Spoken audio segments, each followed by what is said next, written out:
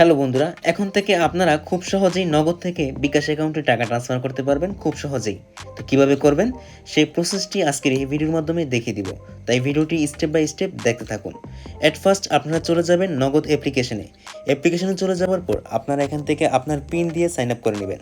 তো sign up করার পর আপনারা এভাবে ওপেন করে নেবেন। ওপেন করার পর এখানে দেখতে পারবেন অনেকগুলা ফিচার রয়েছে। এখানে দেখতে পারবেন ট্রান্সফার মানি বলে একটি অপশন রয়েছে, এই অপশনটিতে ক্লিক করবেন। দেন আপনাদের সামনে এরকম একটি ইন্টারফেস চলে আসবে। এখানে অনেকগুলো ট্রান্সফার করার সিস্টেম রয়েছে। তো এখান থেকে আমরা বিকাশের টাকাটা ট্রান্সফার করার জন্য এখানে দেখতে পারবেন মোবাইল ওয়ালেট নামে একটি অপশন রয়েছে। এটা নতুন যোগ হয়েছে, এটা আগে ছিল না। এখন এটার মধ্যে আমরা ক্লিক করব।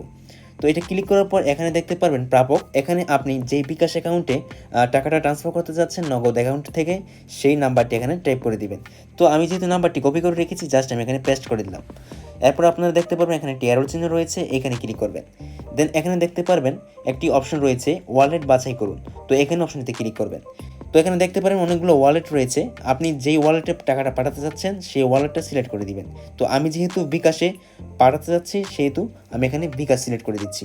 এরপর আপনারা দেখতে পারবেন এখানে টাকার পরিমাণ, আপনি নগদ থেকে কত টাকা বিকাশ অ্যাকাউন্টে ট্রান্সফার করবেন সেই পরিমাণটি এখানে লিখে দিবেন। তো আমি এখান থেকে আপনাদের দেখানোর জন্য আমি জাস্ট 10 টাকা অ্যামাউন্ট ট্রান্সফার করে দেখাচ্ছি। এরপর আপনারা এগিয়ে যান অপশনে ক্লিক করে দিবেন। দেন আপনাদের সামনে এরকম একটি ইন্টারফেস চলে আসবে।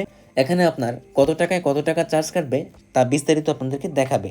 তো এখানে দেখাচ্ছে 10 টাকায় চার্জ কাটবে 0.07 পয়সা, অর্থাৎ আপনি যদি 1000 টাকা ট্রান্সফার করেন নগদ থেকে বিকাশে তাহলে 1008 টাকা করে চার্জ কাটবে। ঠিক আছে। তো এরপরে দেখতে পাবেন এখানে রেফারেন্স বলে একটি অপশন রয়েছে, এই অপশনটিতে আপনি 1 লিখে দিবেন। আর এখানে আপনি আপনার পিনটা দিয়ে দিবেন নগদ অ্যাকাউন্টের। এরপর আপনারা পরবর্তী অপশনে ক্লিক করে দিবেন। এরপর এখানে দেখতে পারবেন যে ট্যাপ করে ধরে রাখুন, এই অপশনটিতে ক্লিক করবেন। ট্যাপ করার পর এভাবে কিছুক্ষণ লোডিং নেবে। এরপর কিন্তু আপনার নগদ থেকে কিন্তু আপনার টাকাটা কিন্তু বিকাশ অ্যাকাউন্টে চলে যাবে। তো এই ছিল আজকের ভিডিও। তো ভিডিওটি ভালো লাগলে অবশ্যই চ্যানেলটি লাইক করে, আপনি যদি এই চ্যানেলে নতুন দর্শক হয়ে থাকেন তাহলে চ্যানেলটি সাবস্ক্রাইব করে রাখবেন। দেখা হবে নেক্সট ভিডিওতে। আল্লাহ হাফেজ।